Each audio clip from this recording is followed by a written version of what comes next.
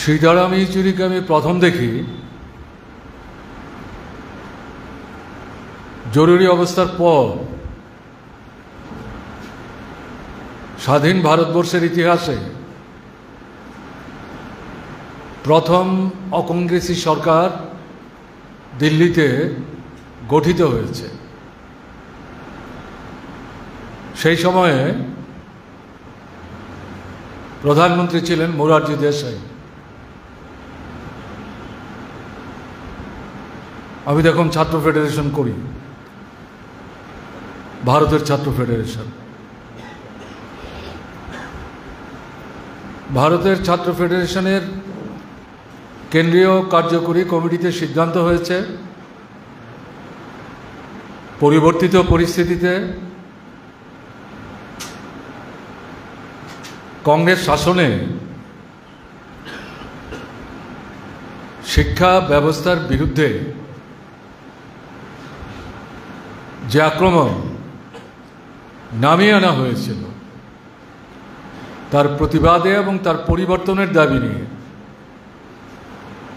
দিল্লিতে আমরা একটা জাতীয় কনভেনশন করব। কনভেনশন শেষ করার পর সেখান থেকে মিছিল করে প্রধানমন্ত্রীর বাসভবনে গিয়ে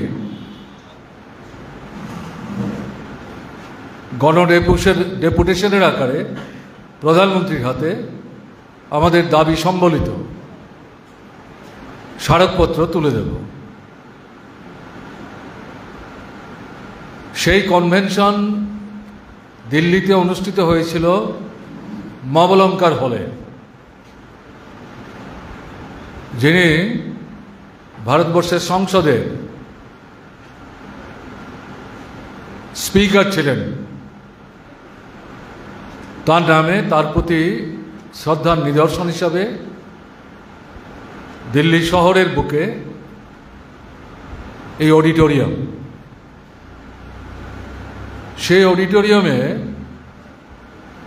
শত শত ছাত্র প্রতিনিধিরা উপস্থিত, ভারতবর্ষের বিভিন্ন রাজ্য থেকে গেছেন, দিল্লি সহ। সেখানে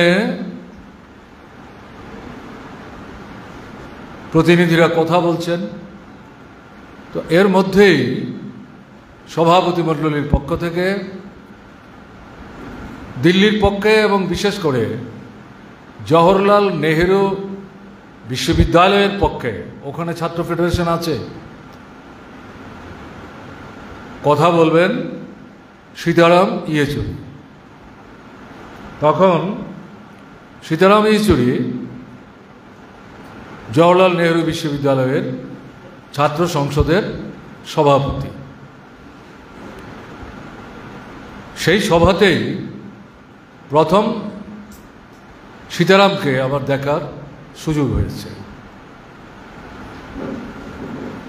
তিনি বক্তৃতা করেছেন এবং কনভেনশনের প্রতিনিধিদেরকে তার বক্তৃতার মধ্য দিয়ে অনুপ্রাণিত উৎসাহিত করার চেষ্টা করেছেন। এই বক্তৃতা শোনার পর, যদিও তার সাথে আমার তখনও কোনো কথাবার্তা হয়নি, কিন্তু আমার যে সীমাবদ্ধ অভিজ্ঞতা, যেহেতু জওহরলাল নেহেরু ইউনিভার্সিটিতে পড়েন, ছাত্র সংসদের সভাপতি, এর আগে প্রকাশ কারাত জওহরলাল নেহেরু ইউনিভার্সিটির ছাত্র সংসদের সভাপতি ছিলেন। বলা যায় সেই সময়ই জওহরলাল নেহেরু বিশ্ববিদ্যালয়ের অঙ্গনে বামপন্থী ছাত্র আন্দোলনের ভিত্তি প্রসারিত হওয়ার কাজটা শুরু হয়েছিল। এরই ধারায় সীতারাম সহ শত শত সম্ভাবনাময় ছাত্রকর্মী ভারতের ছাত্র ফেডারেশনের সাথে নিজেদেরকে যুক্ত করতে শুরু করেছেন। তো সে যাই হোক, সেই সভার আলোচনার পরিপ্রেক্ষিতে, অল্প সময়ের আলোচনা, আমার তখন মনে হয়েছিল যে সম্ভাবনাময়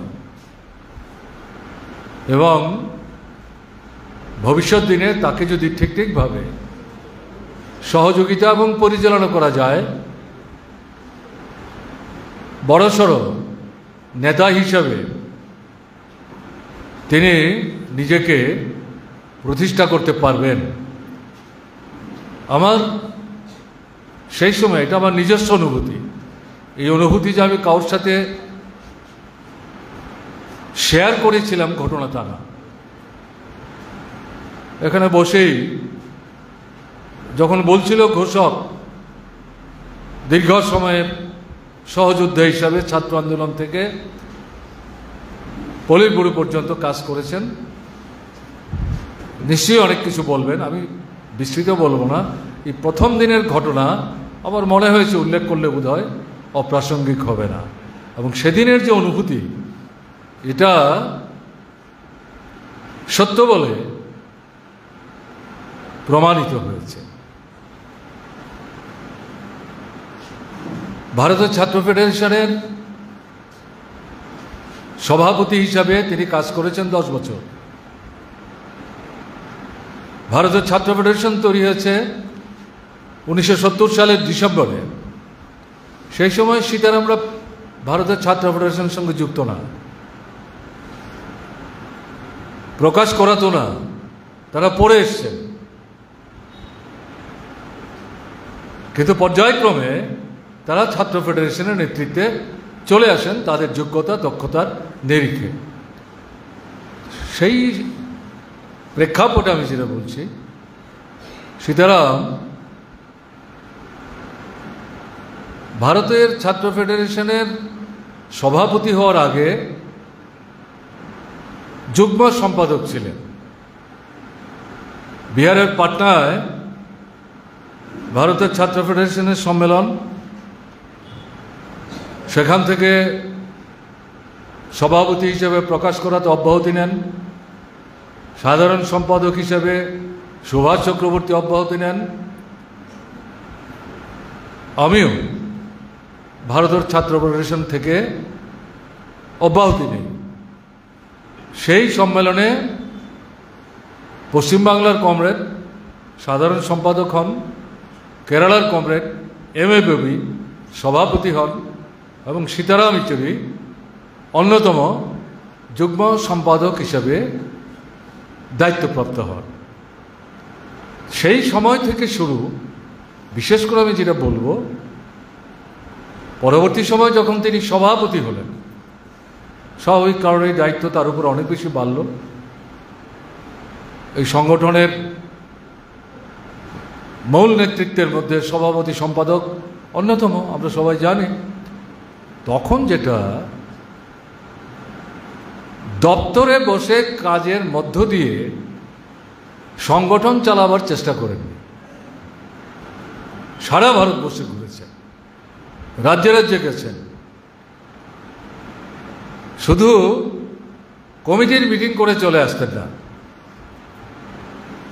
থাকতেন 2 দিন 3 দিন, জেলায় যেতেন, মহকুমায় যেতেন, রাজ্যের সমস্যা বুঝবার চেষ্টা করতেন। ছাত্রদের সমস্যা, কৃষকদের সমস্যা, শ্রমজীবী অংশের মানুষের সমস্যা, উপজাতি তফসিলি অংশের মানুষের সমস্যা, রাজ্যের অর্থনৈতিক অবস্থা, প্রত্যেকটা রাজ্যেরই কতগুলি বিশেষ বৈশিষ্ট্য আছে। সব রাজ্যের বৈশিষ্ট্য একরকম ঘটনা তা না, এই উপলব্ধি সীতারামের মধ্যে ছিল, তাই এগুলো সে বুঝবার চেষ্টা করতেন। এর পরিপ্রেক্ষিতেই ছাত্র আন্দোলনের নেতৃত্বে একসাথে বসে কথা বলে সব রাজ্যের জন্য একরকম ফর্মুলা না, আন্দোলন সংগ্রাম সংগঠন অগ্রগমনের প্রশ্নে এই যে রাজ্যে রাজ্যে ঘুরে ঘুরে অভিজ্ঞতা সঞ্চয় করতেন, তার মতো অন্যান্য নেতৃত্ব করতেন, তাদের সম্মিলিত আলোচনার মধ্য দিয়ে অভিজ্ঞতার আদান প্রদান ঘটিয়ে কোন রাজ্যে কী ধরনের কর্মসূচি নিয়ে ছাত্র আন্দোলনকে সংগঠিত করে গণতান্ত্রিক আন্দোলনকে বিকশিত করার ক্ষেত্রে আমাদের ভূমিকা নিতে হবে। এই যে কাজটা, এটা কিন্তু একটা অসাধারণ কাজ, অত্যন্ত গুরুত্বপূর্ণ কাজ। আমার বলতে বাধা নেই, আমাদের বিভিন্ন সংগঠনের, সেটা কেন্দ্রেই বলুন রাজ্যেই বলুন, এই ধরনের দৃষ্টিভঙ্গি নিয়ে সারা দেশে ঘোরা, রাজ্যেরও সব মহকুমায় জেলায় ঘোরা, গ্রামে যাওয়া, এটা আমাদের নেতৃত্বের একটা বড় অংশের মধ্যেই অনুপস্থিত। কাজেই সীতারামের স্মরণ সভায় তাকে যখন শ্রদ্ধা জানাচ্ছি, তার রেখে যাওয়া যে কাজের অভিজ্ঞতা, যা দিয়ে সে তার গণতান্ত্রিক আন্দোলনের জীবন শুরু করেছিলেন, কমিউনিস্ট আন্দোলনের স্রোতধারার সাথে নিজেকে যুক্ত করার প্রক্রিয়ার সাথে যুক্ত হয়েছিলেন, সে শুরুয়াত করেছিলেন, সেই কারণে আমার মনে হয়েছে এটা বোধহয় আজকে উল্লেখ করা খুব প্রাসঙ্গিক, তাই আমি এটা উল্লেখ করলাম। আমাদের যারা, যেহেতু আমরা রাজ্যে এই স্মরণসভা করছি, খোয়াই মহকুমায় করছি, আমাদের রাজ্যের যারা বিভিন্ন গণতান্ত্রিক সংগঠনের নেতৃত্ব, এই শুধু ছাত্র ফেডারেশন বলছি না, ছাত্র, যুব, নারী, কৃষক, শ্রমিক, শিক্ষক, কেরানি, কর্মচারী, এই যে নেতৃত্ব, কি রাজ্যের নেতৃত্ব কি মহকুমার নেতৃত্ব, তাদেরকে কিন্তু চার দেওয়ালের মধ্যে নিজেকে আবদ্ধ রেখে যদি সংগঠন পরিচালনা করার চেষ্টায় এখনো নিজেকে ব্যস্ত রাখেন, তাহলে দায়িত্ব পালন করতে পারবেন না। সীতারামের জীবন থেকে এই অভিজ্ঞতা নিয়ে এই ধারা যদি, এই দুর্বলতা যদি এখনো আমাদের মধ্যে থেকে থাকে, তার থেকে নিজেদেরকে মুক্ত হতে ভূমিকা নিতে হবে, এটা আমার আবেদন। তাহলেই তার প্রতি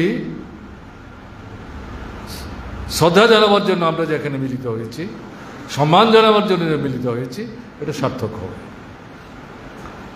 সেখান থেকে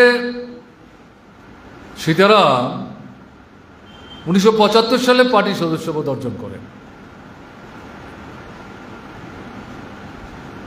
আমি যদি আমার কথা বলি, আমি তো 68-69 সালে সদস্যপদ অর্জন করেছি।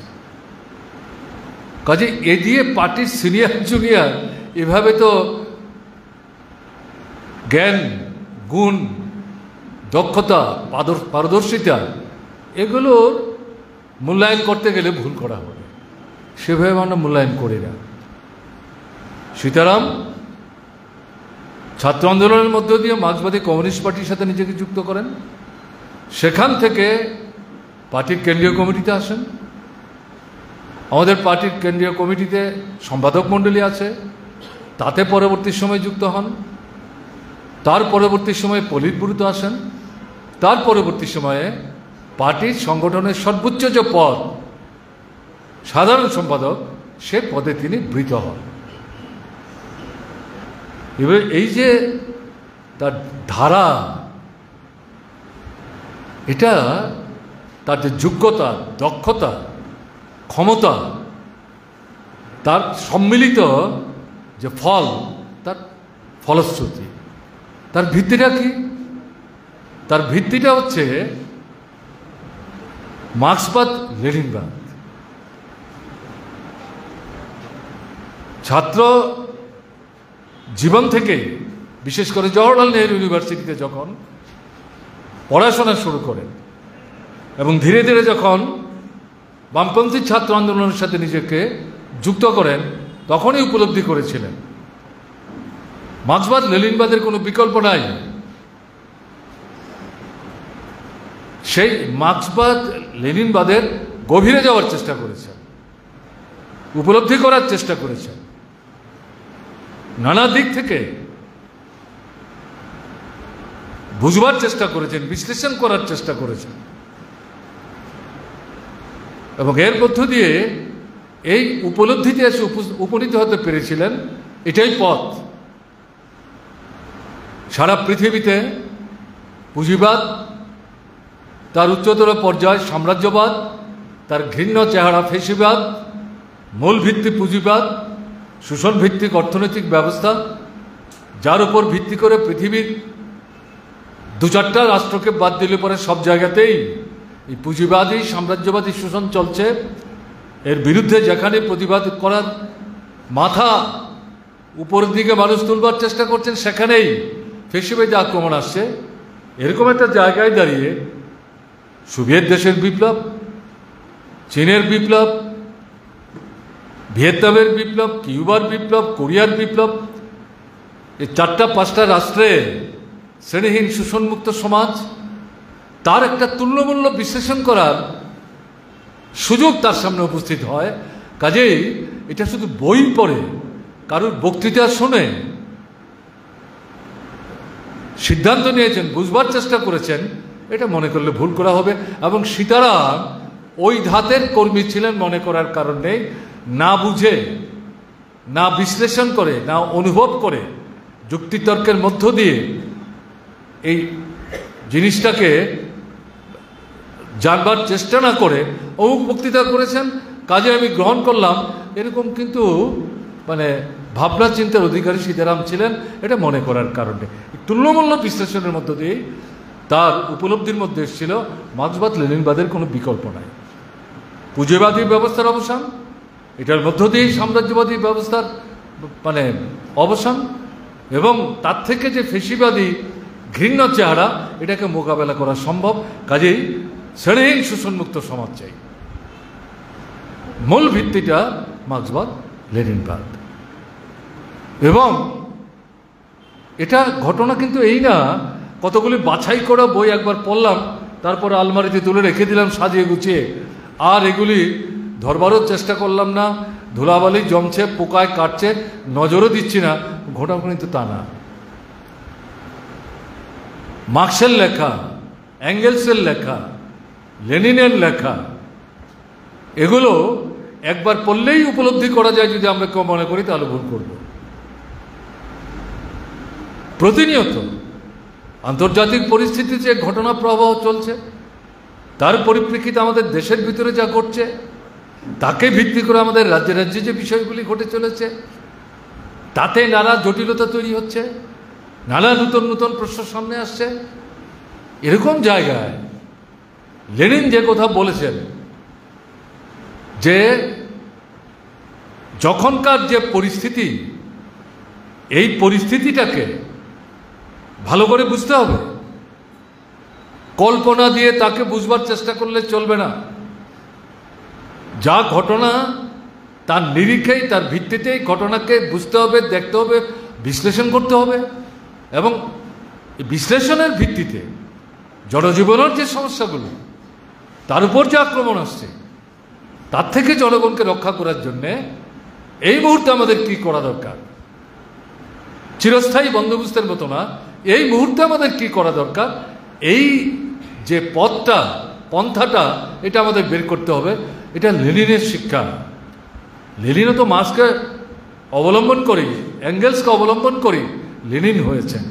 সেই লেনিন তার কর্মজীবনে সমাজতান্ত্রিক বিপ্লব সম্পাদন করা এবং পরবর্তী সময়ে পৃথিবীর বুকে প্রথম সমাজতান্ত্রিক রাষ্ট্র প্রতিষ্ঠা এবং তার নেতৃত্বে দেওয়ার ক্ষেত্রে বিশেষ অভিজ্ঞতার কথা বারবার উল্লেখ করার চেষ্টা করেছেন। সীতারাম ইয়েচুরিও এই দৃষ্টিভঙ্গি নিয়ে মার্ক্সবাদী লেনিনবাদী শিক্ষাকে ভিত্তি করে এই পরিস্থিতিকে মূল্যায়ন বিশ্লেষণ করার মধ্য দিয়ে তাৎক্ষণিক পরিস্থিতিতে প্রয়োজনীয় যে কর্মসূচি, সেই কর্মসূচি নেওয়ার চেষ্টা করতেন। এবং এই ক্ষেত্রে বারবারই মার্ক্সের লেখা, অ্যাঙ্গেলসের লেখা, লেনিনের লেখা বারবারই পড়তে হয়েছে। আমার তো মনে হয় এইমস হাসপাতালে ভর্তি হওয়ার একদিন পর্যন্ত সম্ভবত সীতারাম মার্ক্স, লেনিন, অ্যাঙ্গেলসের এই বইপত্র নাড়াচাড়া করার চেষ্টা করে গেছেন। না হলে তো সীতারাম হতে পারতেন না। মূল ভিত্তি হচ্ছে এটা কি? এটা হচ্ছে নদীর এপার ওপার যখন আমরা হই, নদীর জন্য নৌকা চালান, বাড়িতে তো নৌকা নিয়ে যাওয়া যায় না। সারাদিন নৌকা চালিয়ে রোজগারপত্র যা করলেন, রাত্রেবেলা 8টার পরে বাড়িতে ফিরবেন। এখন নদীর পার থেকে বাড়ি 2 মাইল দূরে, আর নদী পার হয়ে তো মাঝি নৌকা নদীর থেকে বাড়িতে না নিলেও নদীর উপরেও তুলে রাখে না। কি করেন? নদীতেই একটা বাঁশ পুঁতে তাতে দড়ি বা শিকল দিয়ে নৌকাটা বেঁধে রেখে যান। আমরা এটাকে মাস্তুল বলি, কেমন না? এখন পরের দিন এসে যদি আগের রাত্রে ঝড় বদল হয়, অনেক ক্ষেত্রেই মাঝি তার নৌকার খোঁজ পায় না, ভাসিয়ে নিয়ে চলে গেছে। আবার সবার ক্ষেত্রে এটা হয় না, কারোর কারোর নৌকা এই ঝড় বাদলের মধ্যেও দেখা যাচ্ছে যেখানে মাঝি এটাকে বেঁধে রেখে গেছেন সেখানে সে বাধা আছে। দুটো এরকম হচ্ছে কেন? এই যে নদীতে যে বাঁশটা, যে খুঁটিটা পুঁতা হচ্ছে, এটা যদি শক্তপুক্ত না হয়, গভীরে যদি এটাকে না পুঁতা হয় এবং ভালো একটা দড়ি দিয়ে এটাকে যদি বাঁধা বা শিকল দিয়ে বাঁধা না হয়, তাহলে নৌকা নিয়ে চলে যাবে। যে মাঝির ভাবনার মধ্যে এটা নাই, যেমন তেমন করে বেঁধে চলে গেলাম, পরদিন ঘুম থেকে উঠে দেখবেন আগের ছোট খাটো অল্প বিস্তর ঝড় বাদল বৃষ্টিতে নৌকা নাই, মাথায় হাত। কিন্তু আরেকজনের নৌকা ঠিক আছে, তাকে যখন জিজ্ঞেস করছেন তোমারটা থাকলো আমারটা নাই কেন, তখন এই দুজনের অভিজ্ঞতার বিনিময় ঘটিয়ে দেখা যাচ্ছে তার যে মাস্তুল আর তার যে মাস্তুল দুটোর মধ্যে রাত্র দিন ফারাক। মার্ক্সবাদ লেনিনবাদ হচ্ছে এরকম, উল্টো পাল্টা হওয়ার সম্ভাবনা কম, বিপদগামী হওয়ার সম্ভাবনা কম, বিভ্রান্ত হওয়ার সম্ভাবনা কম। যদি গভীরে নিবিষ্ট মাস্তুলের মতো মার্ক্সবাদ লেনিনবাদের উপর গভীর অভিনিবেশ নিয়ে আমরা শিক্ষা অর্জন করতে পারি।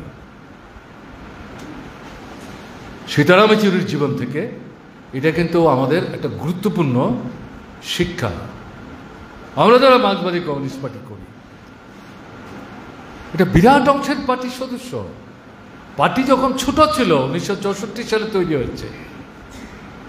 আমাদের ত্রিপুরার অভিজ্ঞতা বলবো, প্রথম যখন বামফ্রন্ট সরকার তৈরি হয় 5000-এর নিচে পার্টি মেম্বার, অধিকাংশ উপজাতি অংশের মানুষ, তফসিলি অংশের মধ্যে তখনও পার্টি শক্তিশালী না। ওবিসি শব্দ তো পরে আমরা শুনেছি, শিখেছি, জেনেছি।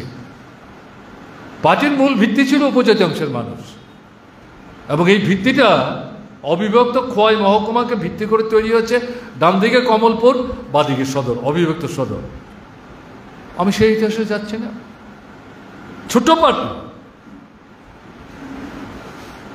সেই পার্টিটাকে ভিত্তি করে পরবর্তী সময় পার্টিটা বড় থেকে বড় হয়েছে।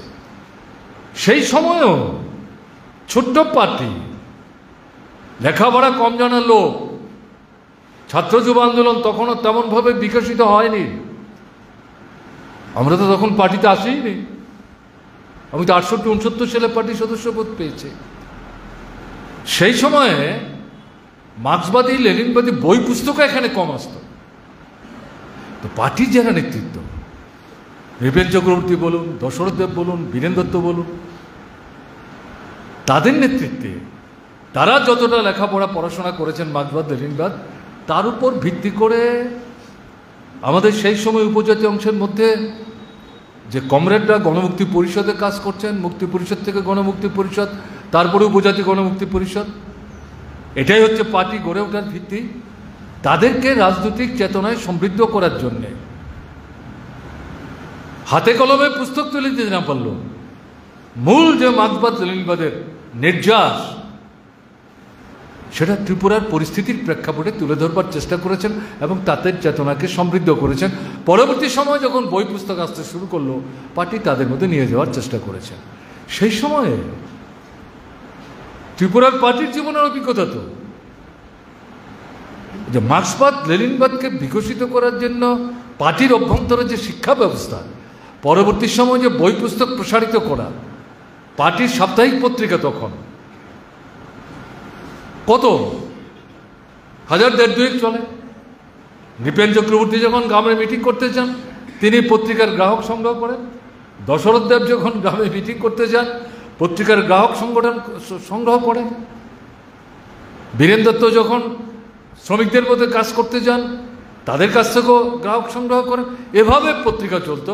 এই পত্রিকাটাকে মার্ক্সবাদ লেনিনবাদের শিক্ষার অন্যতম সেই জায়গায় তাদের মধ্যে এই চেতনার ভিত্তিটাকে সুদৃঢ় করার ক্ষেত্রে এটা গুরুত্বপূর্ণ আগ্রহ লক্ষ্য করে গেছে। তো আজকে তো এটা নেই।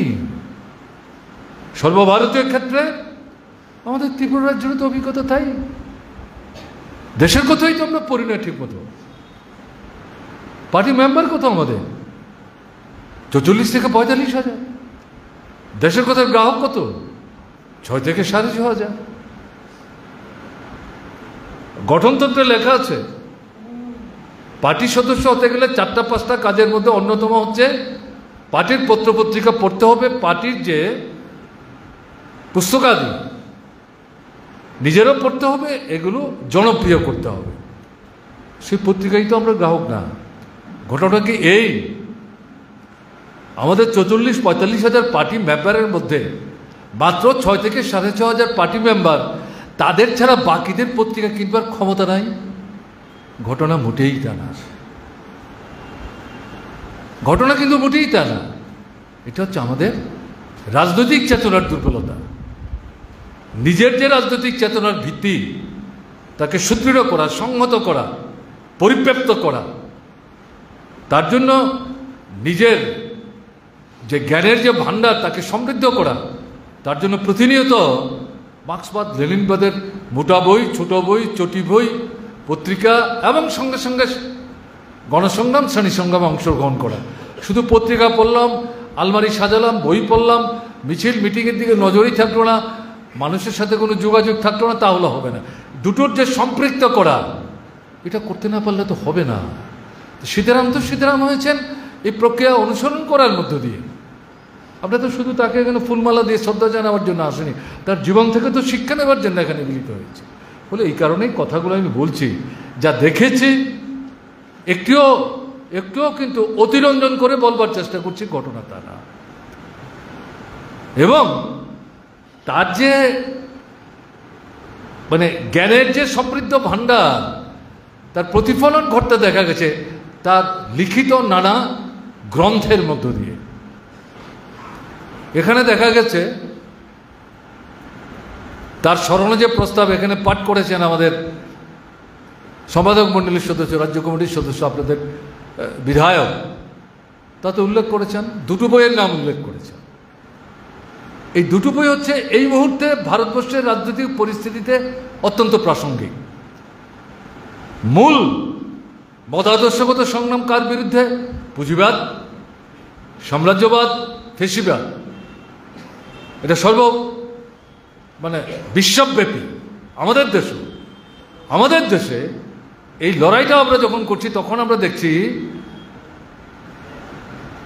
আপনার আরএসএস ফেসিবাদী ধারণার অনুসারী, তাদের নিয়ন্ত্রণে বিজেপি যে সরকারটা ভারতবর্ষে চালাচ্ছে, তারা তথাকথিত হিন্দু রাষ্ট্রের নাম বলে আমাদের গোটা দেশটাকে উলটপালট করে দেওয়ার চেষ্টা করছে। এই পরিস্থিতিতে মার্ক্সবাদী লেনিনবাদী দৃষ্টিতেই পুঁজিবাদ, সাম্রাজ্যবাদ, ফেসিবাদের বিরুদ্ধে লড়াইয়ের পাশাপাশি এখানে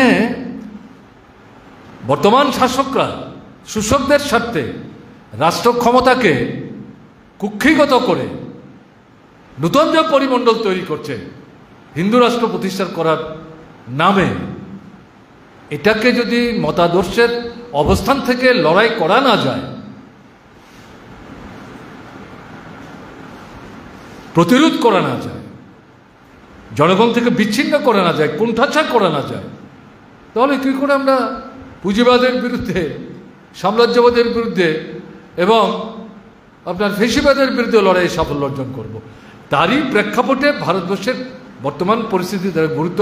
এই জায়গাতে সীতারাম নানা বইয়ের মধ্যে যে বইগুলি লিখেছেন, তার মধ্যে অন্যতম দুটো আজকের দিনে খুব প্রাসঙ্গিক, তার জন্য এটা উল্লেখ করা হয়েছে।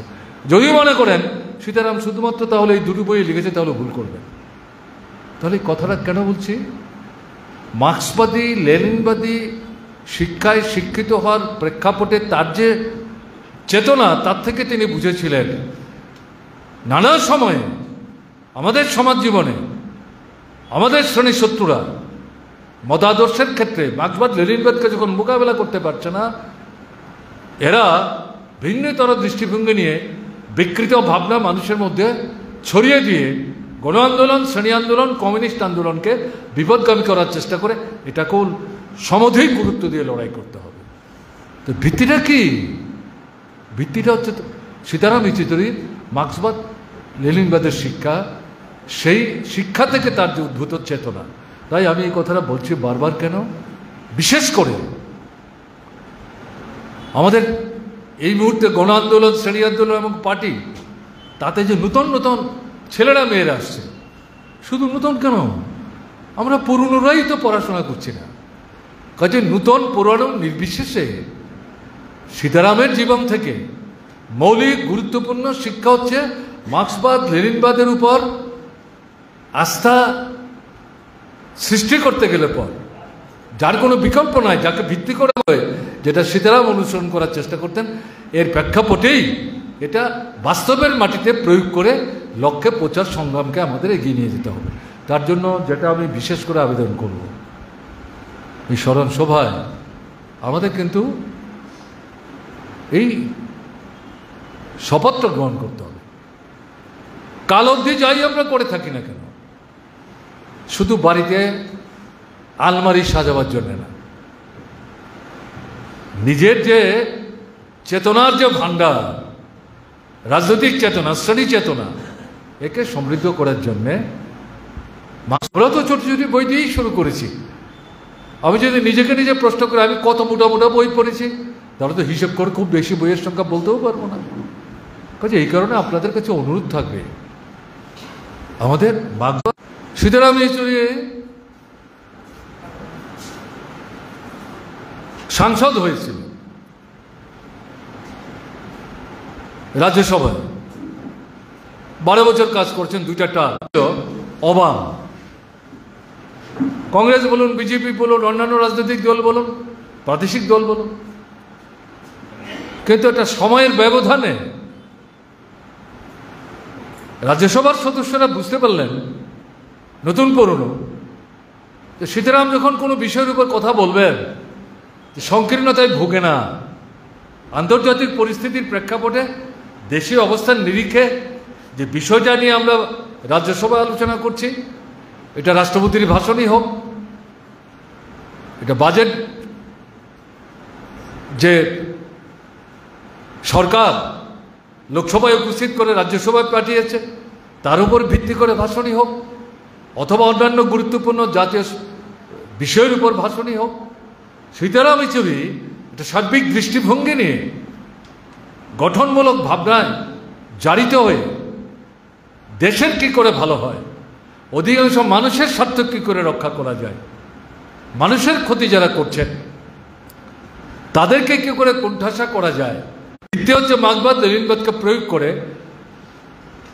বাস্তব সম্পর্কে যথার্থ অনুধাবন, তাকে ভিত্তি করে যে সংসদ, আমাদের দেশের গণতান্ত্রিক ব্যবস্থার সর্বোচ্চ যে প্রতিষ্ঠান, সেখানে যখন কথা বলছেন, এই ভদ্রলোক তো যে কোনো একজন সাধারণ সাংসদ না, তার কথার মধ্যে তো গুরুত্ব আছে, এটার ভার আছে, ওজন আছে, মূল্য আছে, একটা দৃষ্টিভঙ্গি আছে, তার মধ্যে একটা ভবিষ্যৎ আছে, পথ নির্দেশ আছে, তার কথাও কিন্তু তারা শোনার চেষ্টা করতেন। এটা সাধারণ ব্যাপার না। কাজেই আমাদের যারা সাংসদ, কেন সীতারাম পারতেন, কেন আমি পারবো না? কাজেই সীতারামের জীবন শৈলী থেকে এবং তার যে হলেন না, কে মন্ত্রী হলেন না, এটা তো বড় কথা না। আমি কি কন্ট্রিবিউট করছি, যেখানে নির্বাচিত হয়ে যাচ্ছি, কার জন্য কি কথা বলছি, কেন বলছি। কাজে এই যে জায়গাটা, সবাই না, কিছু কিছু দলের সঙ্গে আমাদের পার্টির তৎকালীন যে নেতৃত্ব হরিকৃষ্ণ সিং সূর্যি, তিনি আসা যাওয়া করতেন দলের আলোচনার ভিত্তিতে। একটা সময়ে পার্টির আলোচনার ভিত্তিতে সীতারামকে হরিকিষণ সিং সুরজিতের সাথে ভিন্ন রাজনৈতিক দলগুলির সঙ্গে যে আলাপ আলোচনা, এই সভাগুলিতে তাকে নিয়ে যাওয়ার, এই বিরোধী রাজনৈতিক দলগুলোর সাথে আচার আচরণ করতেন, কথাবার্তা বলতেন, তর্কও করতেন, বিতর্কও করতেন, কিন্তু তাদের মর্যাদা রক্ষা করে সম্পাদক হন। এক নাগারে 9 বছর, আরো বিরাট দায়িত্ব তার কাঁধে চাপে। এতে করে বিরোধী রাজনৈতিক দলগুলোর সাথে ভারতের কমিউনিস্ট পার্টি মার্ক্সবাদী এবং এই সাথে বামপন্থী রাজনৈতিক দলগুলোর সম্পর্ক নিবিড় করে তোলার, আরএসএস নিয়ন্ত্রিত বিজেপির নেতৃত্বের সরকার 10 বছর, একে কুণ্ঠাসা করতে হবে, রাজনীতির লড়াইয়ে পরাস্ত করতে হবে, ক্ষমতা থেকে উচ্ছেদ করতে হবে। এটা কি মার্ক্সবাদী কমিউনিস্ট পার্টির শক্তির জোরে সম্ভব? বিজেপিকে পরাস্ত করতে গেলে পর বিজেপি বিরোধী যে রাজনৈতিক দলগুলো আছে, তাদের যে সমর্থক, যারা ভোটার, এটার বেশিরভাগটাকে একটা মঞ্চে আনতে হবে। এটা আনতে গেলে পর CPIM, CPI, RSP, forward block, এর সঙ্গে সঙ্গে এর বাইরে যে অবিজেপি রাজনৈতিক দলগুলো আছে, সবাইকে আনা যাবে ঘটনা তা না, অধিকাংশকে আনার চেষ্টা করতে হবে। এই যে প্রক্রিয়াটা, এই প্রক্রিয়াটা ধারাবাহিকভাবে মানে চালু রাখার মধ্য দিয়ে শেষ পর্যন্ত ইন্ডিয়া ব্লক তৈরি হয়েছে। এক্ষেত্রে কমরেড সীতারাম ইয়েচুরি, আমাদের পার্টির পক্ষ থেকে তিনি এই যে মানে সম্মিলিত আলাপ আলোচনাগুলি শুরু হয়েছিল, সেখানে তিনি প্রতিনিধিত্ব করতেন, অন্য কাউকে আমরা পাঠাতাম না, দরকার নাই। এটি আমাদের মধ্যে কোনো বিরোধ নাই, উনিই যাচ্ছেন, অন্যরা যাচ্ছে না কেন? কেউ দাবি করছেন তাকেই পাঠাচ্ছেন, আমাকে পাঠাচ্ছেন না কেন? দরকার নাই তো। তিনি আলোচনা করেই যাচ্ছেন, আলোচনা কী হলো ফিরে এসে আবার রিপোর্ট করছেন, অন্য আরেকজনকে পাঠাবো। এটা তো বুর্জোয়া রাজনৈতিক দলের মতো নেতৃত্বের মধ্যে বিরোধের কোনো প্রশ্ন নাই। সেই জায়গায় অত্যন্ত মুনশিয়ানার সাথে সিপিআইএমের নেতা বলে, ভারতের কমিউনিস্ট পার্টির মার্ক্সবাদী সাধারণ সম্পাদক বলে সীতারাম যেহেতু বলছে, তাই আমাদের সবাই এটা গ্রহণ করাই উচিত হবে। ব্যাপারটা কিন্তু এরকম ছিল না। মার্ক্সবাদী কমিউনিস্ট পার্টির শক্তিটা কি? কেরালায় মাত্র আমাদের করবেন, পশ্চিমবাংলায় নাই, ত্রিপুরায় নাই। তৃণমূল আদাফিসির স্বৈরাচারী কায়দায় মার্ক্সবাদী কমিউনিস্ট পার্টিকে ধ্বংস করার চেষ্টা করছে পশ্চিমবাংলায়, গোপনে গোপনে বিজেপির সঙ্গে সমঝোতা করছে। আবার অল ইন্ডিয়া এই যে মঞ্চটা তৈরির চেষ্টা হচ্ছে, ওখানে গিয়ে বলছে আমি বিজেপির বিরুদ্ধে। কেমন না? আমাদের ত্রিপুরাতে সরাসরি বিজেপির সঙ্গে আমাদের লড়াই, এখানে তৃণমূল এসেও সুবিধা করতে পারেনি, গণতন্ত্র সংহার করে নিয়েছে, সংবিধানকে ধ্বংস করে দিয়েছে, ভোটকে প্রহসনে পরিণত করেছে। তো এরকম জায়গায় ভারতবর্ষের অন্য কোনো রাজ্যে আমাদের একটা সরকার তৈরি করার মতো এমন কোনো পরিবেশ কিন্তু সেদিনও ছিল না, আজকেও এই মুহূর্তে নেই। বরং কেরালার যে সরকারটা আছে, এই সরকারটাকে ক্ষমতাচ্যুত করার জন্য যে কংগ্রেস এই বিজেপি বিরোধী সম্মিলিত মঞ্চ তৈরি করার চেষ্টা আমরা করছি, সেই কংগ্রেস এই সরকারটার বিরুদ্ধে সেখানে লড়াই করছে। এই পরিস্থিতিতে আমি কথাগুলো বলছি কেন, উপলব্ধি করা দরকার। সীতারাম ইয়েচুরি যখন কথা বলছেন, কংগ্রেসও ওখানে আমাদের গভর্নমেন্টকে উচ্ছেদ করার জন্য গোপনে গোপনে বিজেপির সঙ্গে হাত ধরাধরি করে চলবার চেষ্টা করে, তথ্য আসছে সামনে। তারাও কিন্তু সীতারাম ইয়েচুরির কথা গ্রহণ করছেন কেন? দলীয় স্বার্থ না, মূল যে প্রশ্নটা, বিজেপিকে বিচ্ছিন্ন করা, পরাস্ত করা, বিকল্প গণতান্ত্রিক দৃষ্টিভঙ্গি সম্পন্ন জনস্বার্থবাহী একটা ধর্মনিরপেক্ষ শক্তির সমন্বয়ে সরকার তৈরি করে। সমাজতান্ত্রিক সরকার না, কে এটা গ্রহণ করবে? এবং সেখানে ভিন্ন একটা পূর্ণাঙ্গ কর্মসূচি তৈরি না করেও জ্বলন্ত যে সমস্যাগুলো, এরকম 6টা-7টা বিষয় সামনে এনে জাতীয় স্তরে প্রচার করতে হবে। কেন্দ্রে বসে কে কোন রাজ্য কয়টা আসনে লড়বেন দরকার নাই, এটা হবে না। বিরাট বড় ভারতবর্ষ, এক এক রাজ্যে এক এক দলের শক্তি, এটা রাজ্যের উপর ছেড়ে দাও। তারা আলাপ আলোচনা করে ঠিক করবে। এই যে পরামর্শগুলো, কিন্তু সীতারাম ইয়েচুরি ভারতের কমিউনিস্ট পার্টির মার্ক্সবাদীর সাধারণ সম্পাদক হিসেবে এই মঞ্চের মধ্যে উপস্থিত করেছেন। তর্ক বিতর্ক ইত্যাদি হওয়ার পর শেষ পর্যন্ত এই প্রস্তাবিত গৃহীত। তাহলে এই যে এরকম একটা জায়গায় নিয়ে যেতে পারলেন, তার যে প্রাজ্ঞতা এবং মার্ক্সবাদী কমিউনিস্ট পার্টির মধ্যে এই দৃষ্টিভঙ্গি নিয়ে অগ্রসর হওয়ার ক্ষেত্রে তার যে কন্ট্রিবিউশন, আমি আবার ঘুরে যাচ্ছি, ভিত্তি হচ্ছে মার্ক্সবাদ লেনিনবাদ। যান্ত্রিক প্রয়োগ না, বাস্তবের নিরীহ প্রয়োগ, যেটা তিনি লেনিন থেকে শিখেছেন। কাজে এই জায়গায় দাঁড়িয়ে বহু গুণের অধিকারী, তার কাছ থেকে তো আমাদের এগুলো শিখতে হবে। এই যদি শিখতে না পারে, সীতারাম চলে গেছেন, সে তো ফিরে আসবে না। মানুষ পৃথিবীতে একবারই জন্ম নেয় এবং মৃত্যু তো অবধারিত, কারোর আগে হবে, কারোর পরে হবে। সীতারাম এত তাড়াতাড়ি চলে যাবেন এটা বিশ্বাস হয়নি। অসুস্থ হয়ে যখন সে হাসপাতালে ভর্তি হলো, যখন খবর প্রতিদিন নিচ্ছিলাম, তখন আমার মনে হয়েছে আরে এ তো যে কোনো জটিল অবস্থা হয়ে যেতে পারে, ছুটে গিয়েছিলাম। কিন্তু তখন সীতারাম কথা বলার মতো অবস্থা ছিলেন না, সেডিশনে ছিলেন। যে ডাক্তারবাবু তার চিকিৎসা করছিলেন, দুজন ডাক্তারবাবু দাঁড়িয়ে সবটা জিনিস ব্যাখ্যা করছিলেন। ডাক্তারবাবুরা জোরের সঙ্গে বলতে পারছেন না কি হতে যাচ্ছে। সন্দেহ যে আমার মনে হচ্ছিল না তা না, কিন্তু তারপরে একটা সংগোপনে একটা বিশ্বাস বহন করছিলাম, না সীতারাম ফিরে আসবে। তো 72 বছর বয়স। এখন তো আমাদের দেশে হরে ঘরে দেখা যায় 80 থেকে 85 সাধারণভাবে যারা একটু সুশৃঙ্খল জীবনযাত্রা নির্বাহ করেন বাঁচতে পারে, কেমন না? কাজে এইভাবে সীতারাম চলে যাবে, এটা তো ভাবনার বাইরে।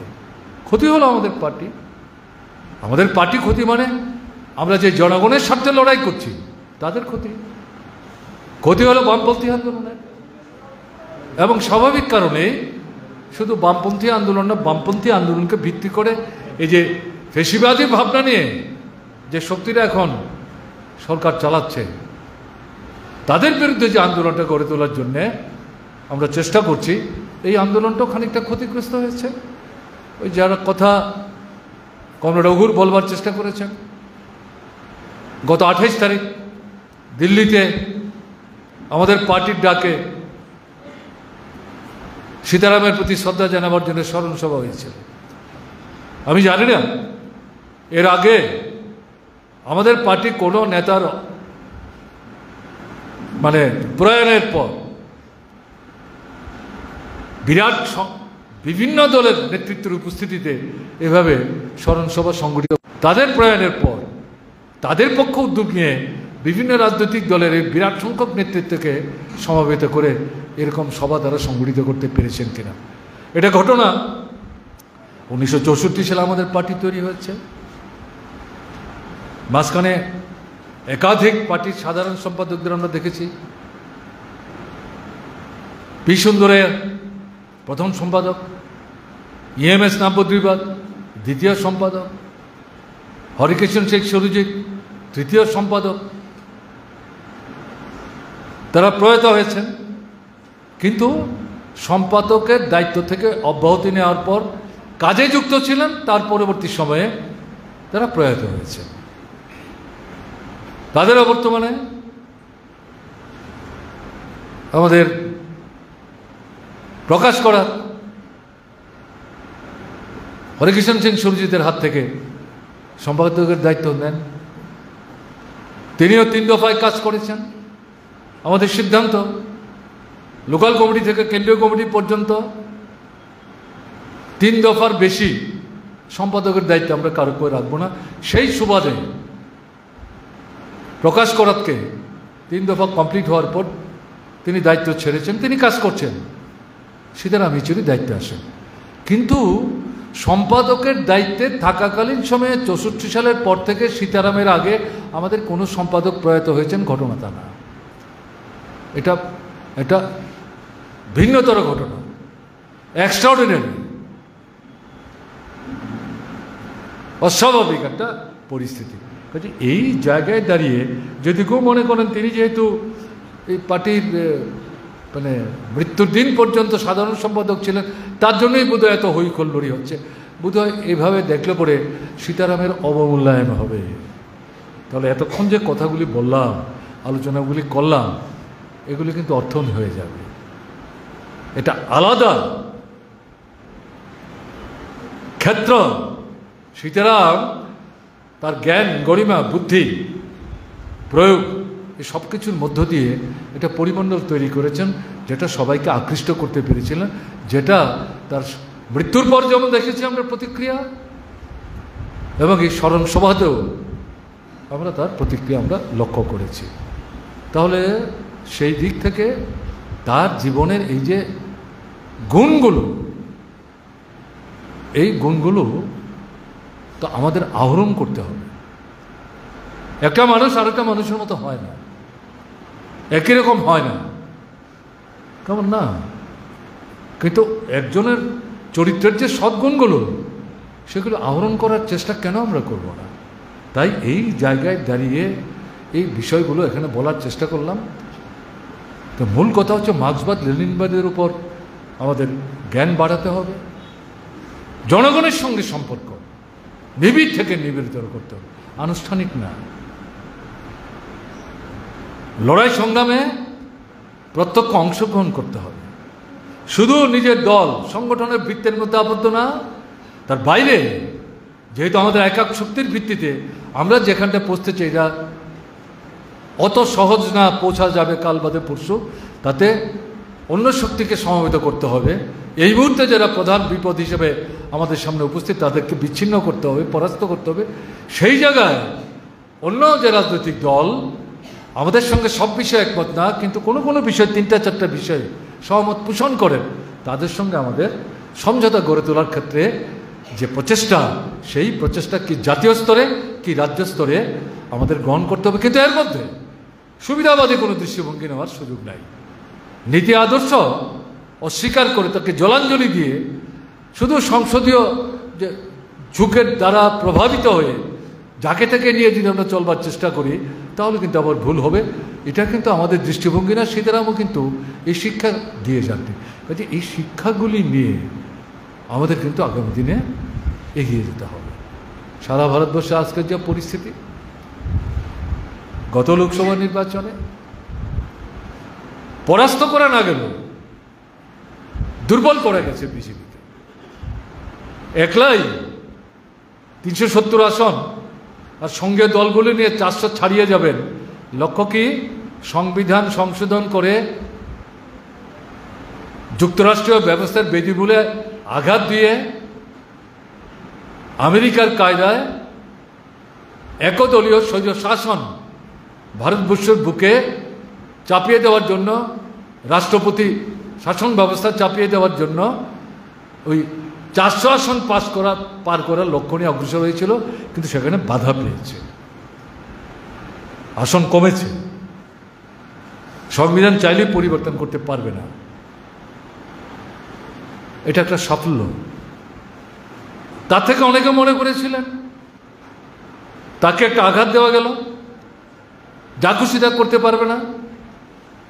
কিন্তু ঘটনা যেটা, আমরা পার্টির কেন্দ্রীয় কমিটির সভায় লোকসভা নির্বাচনের ফলাফল পর্যালোচনা করে এই উপসংহার টেনেছিলাম, সাময়িক তারা একটু নিজেদেরকে সংকুচিত রাখার চেষ্টা করবে, কিন্তু একটা সময়ের পরেই তারা তাদের পুরনো চেহারা নিয়ে তাদের যে ঘোষিত কর্মসূচি, সেই কর্মসূচি রূপায়ণের জন্য ঝাঁপিয়ে পড়ার চেষ্টা করবে, যেটা এখন আমরা লক্ষ্য করছি গত 4-5 মাসের মধ্যেই। কি স্লোগান? এক দেশ এক ভোট। এটা সংবিধানের বিরুদ্ধে কথা বলছে, সংসদীয় গণতান্ত্রিক ব্যবস্থার বিরুদ্ধে কথা বলছে, যুক্তরাষ্ট্রীয় ব্যবস্থার বিরুদ্ধে কথা বলছে, রাজ্যগুলোর অধিকারের উপর আঘাত করার কথা বলছে। দিল্লির ক্ষমতা দখল করতে পারলে পর রাজ্যের ক্ষমতা প্রবর্তনের চিন্তা করার দরকার নেই, আমরাই ঠিক করব কোথায় কখন কি হবে না হবে। সিরিয়াস একটা জায়গায় চলে যাচ্ছে।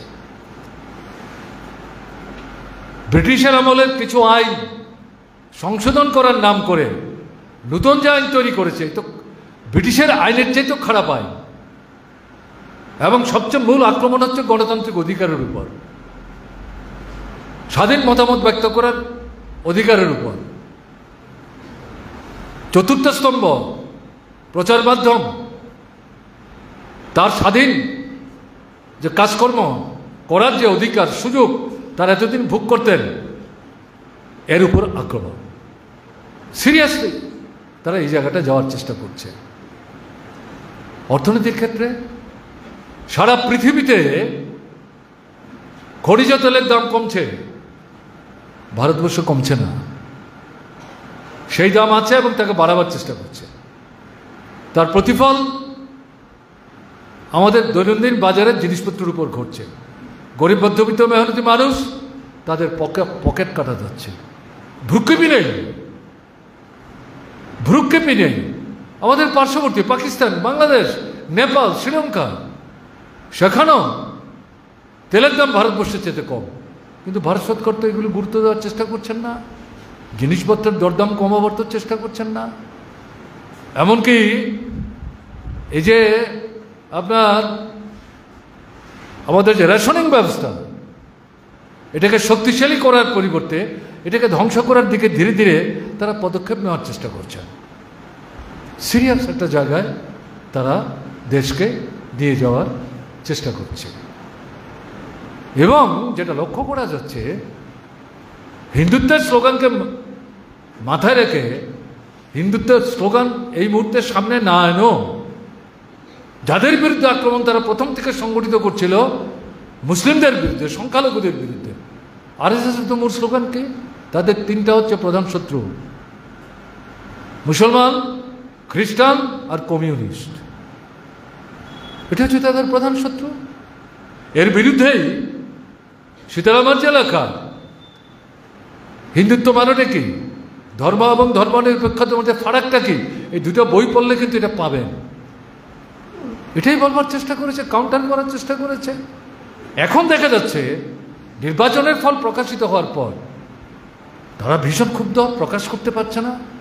যেই যেই জায়গায় পরাস্ত হয়েছে সেই সেই জায়গায়, বিশেষ করে তারা যেখানে লক্ষ্য করছেন সংখ্যালঘু মুসলমানদের ভোট তারা কম পেয়েছেন, তফসিলিদের ভোট তারা কম পেয়েছেন, অন্যান্য সমাজের অংশের মানুষের ভোট কম পেয়েছেন, সেখানে আক্রমণ সংগঠিত করছে এবং মূলত আক্রমণ কেন্দ্রীভূত করছে সংখ্যালঘু মুসলিমদের বিরুদ্ধে। কোথায় যাচ্ছে? কিসের পরিবর্তন? তারা আবার আসন কম হওয়া সত্ত্বেও, যদিও এখন এটা বিজেপি সরকার না, এনডিএ সরকার, বিজেপি প্রধান শক্তি, সবাইকে নিয়ে চলতে হচ্ছে। কতদিন এটা এভাবে থাকবে থাকবে না আমরা কেউ জানি না। এই জায়গাটা তারা যাওয়ার চেষ্টা করছে। ফলে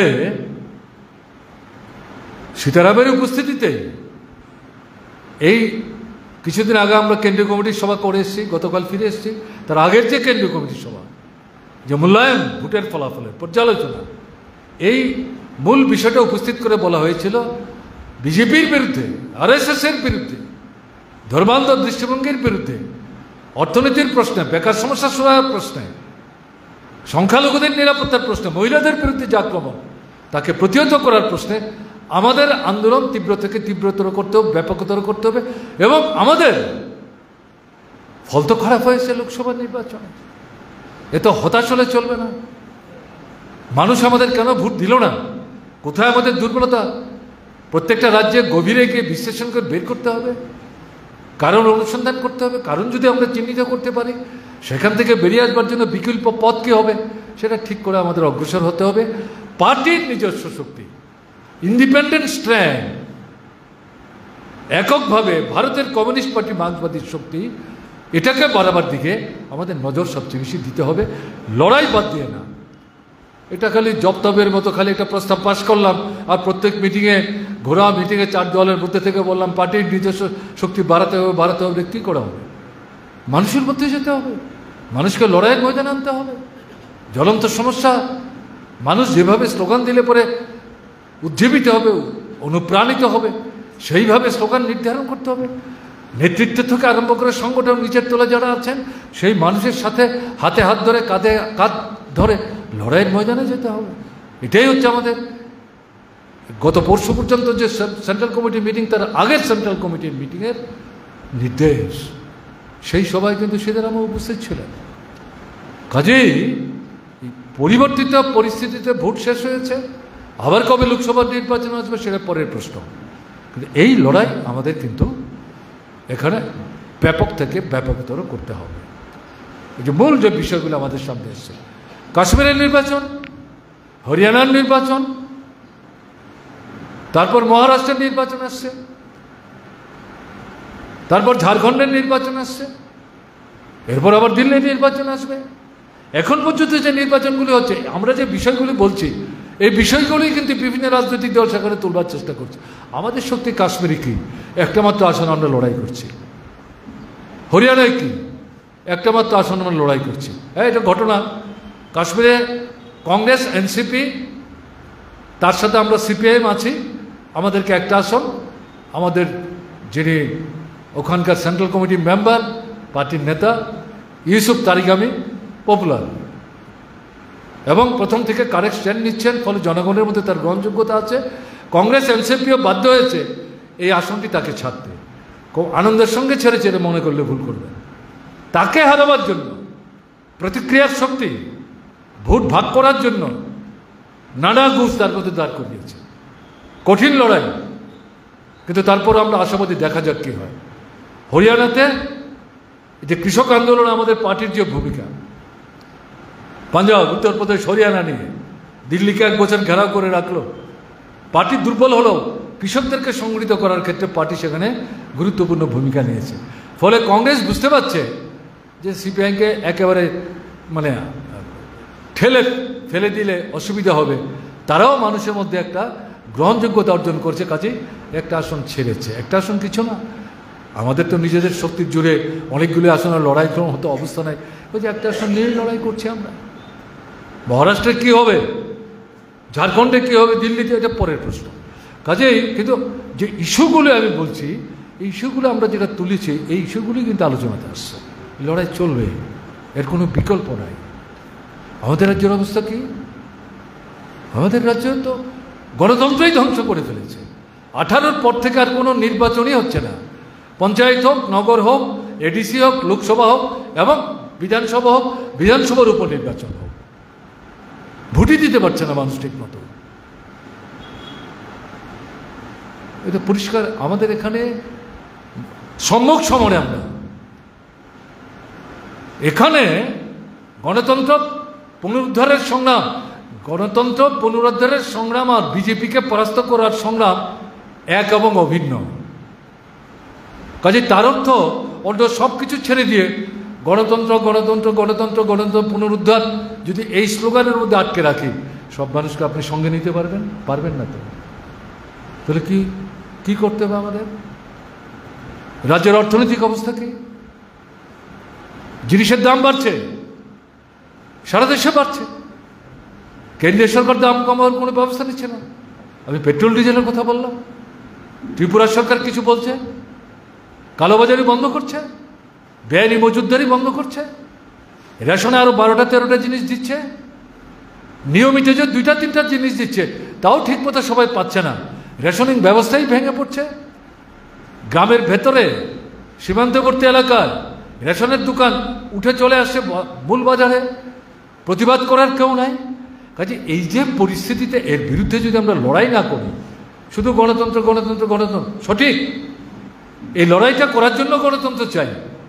কাজে গণতন্ত্রের স্লোগানের মধ্যে আটকে থাকলাম, এই জ্বলন্ত দৈনন্দিন জীবন সমস্যা নিয়ে চুপ থাকলে মানুষগুলো আর বলছেনটা কি? বুঝলাম তো গণতন্ত্র ঠিক আছে, এখন তো আয় নাই, ঘুষগান নাই, খাওয়া নাই, পাতি নাই, অনাহারে দিন কাটাচ্ছে, কিছু বলুন তো। ফলে এই জায়গাটা হচ্ছে মার্ক্সবাদের বাস্তবতা। কাজে আমাদের রাজ্যে একদিকে গণতন্ত্র পুনরুদ্ধারের সংগ্রাম চলবে, এরা যা ফেসিবাদী কায়দা আক্রমণ করছে তার প্রতিবাদ হবে, আইন শৃঙ্খলাকে ধ্বংস করে দিয়েছে তার বিরুদ্ধে আমরা কথা বলবো, বাবনদের ইজ্জত বিভৎসভাবে সেখানে লুণ্ঠিত হচ্ছে তার বিরুদ্ধে আমরা কথা বলবো। কিন্তু অর্থনৈতিক দিক থেকে এই যে বিষয়, এই বিষয় কিন্তু আমাদের লড়াইটা আগামী দিনে ব্যাপকতর করতে হবে।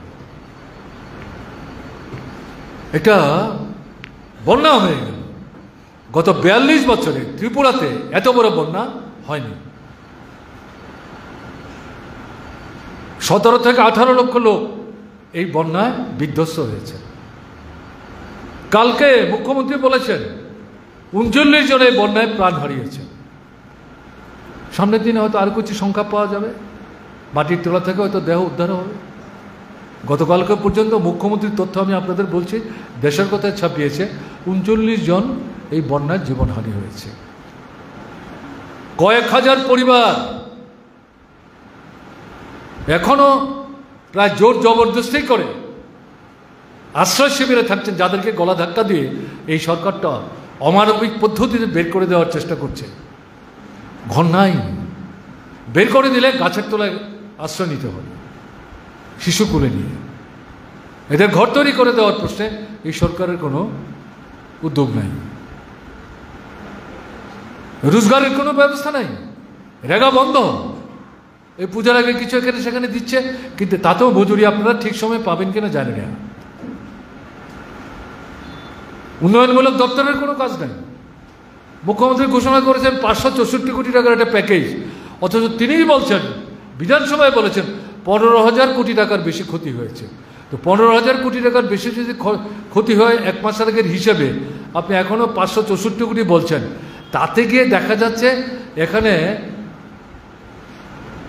বন্যা নিয়ন্ত্রণের জন্য কেন্দ্রীয় সরকারের কাছ থেকে এখন পর্যন্ত 1 পয়সাও পাওয়া যায়নি। কেন্দ্রও বিজেপি সরকার, রাজ্যও বিজেপি সরকার। 64 কোটি টাকা এসছে কি প্রতি বছর কেন্দ্রীয় সরকার এই নানা ধরনের বিপর্যয় মোকাবেলা করার জন্য প্রত্যেক রাজ্যকে রাজ্যের জনসংখ্যা বিবেচনায় রেখে বাজেট থেকে একটা টাকা আলাদা করে রাখা হয়, সেখান থেকে ভাগ ভাগ করে দেওয়া হয়। তাতে ত্রিপুরার জন্য একটা টাকা ধরা আছে। ওই যে টাকা বন্যা না হলেও এই টাকা পাওয়া যেত, তাতে 2 দফায় 64 কোটি টাকা পাওয়া গেছে। মুখ্যমন্ত্রী কোনো কথা বলছেন না তো। দ্বিতীয় দফায় কেন্দ্র থেকে তদন্তকারী দল নাকি কালকে এসছেন। তদন্ত কয় বছর যাবৎ চলবে? ঘর কবে তৈরি হবে? ফসলের মাঠ যেখানে বালুতে ভর্তি, এটা কি করে পরিষ্কার হবে? রাস্তা ভাঙা কি করে ঠিক হবে? হাসপাতালের গাড়ি আসা যাওয়া করতে পারে না, রোগীকে কি করে আনা নেওয়া করবে? পুকুরের মাছ, জলাশয়ের মাছ সমস্ত ভেসে গেছে। গরু, ছাগল, ভেড়া, হাঁস, মুরগি হাজার হাজার ভেসে গেছে। পরিবারগুলো কি করে ঘুরে দাঁড়াবে? কোনো চিন্তা নেই। বারবার এগুলো আমরা বলছি। অমানবিক ভূমিকা নিয়ে যে কয়েক হাজার পরিবার এখনো বাধ্য হচ্ছেন শিবিরে থাকতে, এখান থেকে ঘাট ধাক্কা দিয়ে বের করে দেওয়ার চেষ্টা করছে। এটার যদি বিরোধিতা আমরা না করি, কিসের মার্ক্সবাদী কমিউনিস্ট পার্টি আমরা? এটা তো আমরা বুঝতে হবে। বেকার সমস্যা আমি দেখলাম আমাদের যুব বন্ধুরা তারা একটা নতুন কর্মসূচি নিয়েছেন মুখ্যমন্ত্রীর দৃষ্টি আকর্ষণ করার জন্য। তারা পোস্ট কার্ডে করে চিঠি দিচ্ছেন কবে আমাদের চাকরি হবে। আমরা যে ইন্টারভিউ দিলাম তার ফল কেন বেরোচ্ছে না? ইন্টারভিউ দিলাম, ফল বেরিয়েছে, আমাদের অ্যাপয়েন্টমেন্ট লেটার দেওয়া হচ্ছে না কেন? ঠিক আছে, এই পরিস্থিতিতে নানা মিছিল, মিটিং, সভা সমাবেশ, ডেপুটেশন দেওয়ার পর তারা এই ধরনের আরেকটা কর্মসূচি নিয়েছেন। আমি তাদের অভিনন্দন জানাচ্ছি। কোথায় কাজ? দেশেই তো কাজ নাই। সারা দেশে বিজেপি সরকার যেখানে কাজ দিচ্ছে না, আর্মিতে, সেনাবাহিনীতে নিয়মিত নিয়োগ বন্ধ। সেনাবাহিনীতে চাকরি করার পর দীর্ঘদিন সেনাবাহিনীতে কাজ করা যায় না। অল্প সময়ের ব্যবধানে যখন তারা চাকরি থেকে অব্যাহতি নেয়, মৃত্যুর দিন পর্যন্ত তারা পেনশন পান। এখন নূতন একটা প্রক্রিয়া তৈরি করে সেনাবাহিনীতে লোক নেওয়ার ব্যবস্থা করেছে। সেখানে 4 বছর 5 বছরের বেশি কাজ করবে না, তারপর চাকরি থেকে হাঁটিয়ে দেবে, তারা পেনশন ইত্যাদি পাবে না। সেনাবাহিনীতে এরা বুক চিতিয়ে প্রতিপক্ষের সাথে লড়াই করে ভারতবর্ষের সার্বভৌমত্ব রক্ষা করছে। তাদের জীবনের দায়িত্ব সরকার নিতে চাইছে না। আমার ত্রিপুরার বেকার ছেলে মেয়ের চাকরি হবে। এর মধ্যে দেখা যাচ্ছে ঘুষ খেয়ে বাইরের রাজ্যের ছেলেকে সার্টিফিকেট দিয়ে তাকে ইন্টারভিউ দিতে দিচ্ছে। 2, 4, 5, 10টা যে চাকরি হচ্ছে তার মধ্যে তারা চাকরি পেয়ে যাচ্ছে। এরা RSS বিজেপির লোক, হয় পশ্চিমবাংলা থেকে আসছে, না উড়িষ্যা থেকে আসছে, না হয় বিহার থেকে আসছে। কি ব্যাপার? তাহলে এই জায়গায় এই লড়াইটা শুধু যুবকরা করবে? কালকে দেখলাম যুবতীরা মিছিল করেছে, তাতেও বিশ্ব নারীদের উপর নির্যাতনের প্রতিবাদে কথা বলেছে, ঠিক আছে। তাহলে এই বেকার সমস্যা সমাধানের জন্য শুধু যুবক আন্দোলন করবে? মহিলাদের বিরুদ্ধে যে বিভৎস অত্যাচার, এটার বিরুদ্ধে শুধু মহিলারা আন্দোলন করবে? তাহলে গণতান্ত্রিক দৃষ্টিভঙ্গি নিয়ে যারা আমরা শ্রেণী সংগ্রাম, গণসংগ্রাম করার চেষ্টা করছি, আমাদের কোনো ভূমিকা থাকবে না। এই যে বিষয়গুলিকে ভিত্তি করে সামনের দিনে ব্যাপকতর আন্দোলন কিন্তু আমাদের গড়ে তুলতে হবে। এই শিক্ষাই মার্ক্সবাদী কমিউনিস্ট পার্টি দেওয়ার চেষ্টা করছে। পার্টির সাধারণ সম্পাদক হিসেবে কমরেড সীতারাম ইয়েচুরি, তার যে 9 বছর ধরে তিনি যে সাধারণ সম্পাদকের দায়িত্ব পালন করে গেছেন, এই শিক্ষাই পার্টিকে শিক্ষিত করার ক্ষেত্রে তিনিও ভূমিকা নেওয়ার চেষ্টা করেছেন। কাজেই তার কাছ থেকে এই শিক্ষাই তো আমরা নেব, জাতীয় ক্ষেত্রে এবং আমাদের রাজ্যের ক্ষেত্রে। কালকে আছে আগরতলায় সমাবেশ। এখন এখানে যারা সমবেত হয়েছেন তারা যদি মনে করেন আজকে তো একবার আসলাম, শুনেই তো গেলাম সব, একবার পয়সা খরচ করে এসেছি, আবার কালকে আগরতলায় কী করে যাব, কালকে যাব না, তাহলে হবে না তো। একটু চাপান খাওয়ার খরচ কমিয়ে, বিড়ি সিগারেটের খরচ কমিয়ে যেতে তো হবে। কেন যাবেন? আগরতলার মানুষের সুবিধার জন্য না, আপনার সমস্যার বিষয় তো। এই 4-5টা বিষয়ই কালকে আলোচনা করবে পার্টির কেন্দ্রীয় কমিটিও। 4-5টা বিষয়ের সামনে নিয়ে 15ই অক্টোবর থেকে 15ই নভেম্বর সারা দেশে আন্দোলনের ডাক দিয়েছে। আমরা যদি মিলিয়ে দেখার চেষ্টা করি, কেন্দ্রীয় কমিটির সিদ্ধান্তের আগেই রাজ্যেতে কিন্তু আমরা তার সাথে সাযুজ্যপূর্ণ এই 3-4-5টা বিষয় নিয়ে আমরা ডাক দিয়েছি। আগেই আমরা করতাম, সীতারাম প্রয়াত না হলে পরে আর আগেই আমাদের কর্মসূচি হতো, কিন্তু সীতারামের প্রয়াণের কারণে মাঝখানে আমাদের কর্মসূচি বন্ধ ছিল। অন্য কর্মসূচি করতে গিয়ে একটু সময় গেল, কালকেই সমাবেশ। এটা যেতে হবে তো। সীতারামের প্রতি শ্রদ্ধা তো, সম্মান তো, মর্যাদা তো, এটারও কিন্তু নিদর্শন আপনাদের রাখতে হবে। কালকে আগরতলার জমায়েতে খোয়াই থেকে ভালো সংখ্যায় অংশগ্রহণ করার মধ্য দিয়ে। তো সব মিলিয়ে আমি অনেকক্ষণ কথা বললাম, এবং যেটা আমি আপনাদের বলবো, পরিস্থিতি জটিল, এ নিয়ে কোনো সন্দেহ নেই, কিন্তু এটা চিরস্থায়ী মনে করবেন না। এর থেকে বেরোবার পথ আমাদের এই লড়াই সংগ্রামের মধ্যে দিয়ে বের করতে হবে। ইন্দিরা গান্ধী জরুরি অবস্থা জারি করে কিন্তু ক্ষমতা টিকে থাকতে পারেননি। পশ্চিমবাংলায় সিদ্ধার্থ শঙ্কর রায় আধা ফেসিবাদী সন্ত্রাস কায়েম করে কিন্তু কমিটিদের আটকে রাখতে পারেন। আমাদের ত্রিপুরায় কংগ্রেস যুব সমিতির সরকার আধা ফেসির সন্ত্রাস কায়েম করে বামপন্থীদের আটকে রাখতে পারেন। 23-এর নির্বাচনে ভোটের ফলাফলের মূল্যায়ন আপনাদের হয়েছে, আমি সেখানে যাচ্ছি না। তাতে কি বেরিয়ে এসছে? লোকসভার তো ভোটই হলো না, পঞ্চায়েত তো তার মধ্যে রুখে দাঁড়াবার চেষ্টা হয়েছে। এবং মানুষ যে এই সরকারটাকে পছন্দ করছেন না, যেখানে ভোট দিতে পেরেছে, গোনা যখন শুরু হয়েছে 12টা পর্যন্ত তারা গমতে দিয়েছে, তারপর যখন বুঝতে পারছে এই যদি শেষ করতে দেওয়া হয় তাহলে অধিকাংশ আসন যেখানে ভোট হয়েছে গণা হবে, তারা রাখতে পারবে না, তারপরে আক্রমণ শুরু হলো। এগুলো তো তাদের শক্তি না, দুর্বলতার লক্ষণ। দেখবেন আজকে দেশের কথা লেখা বেরিয়েছে,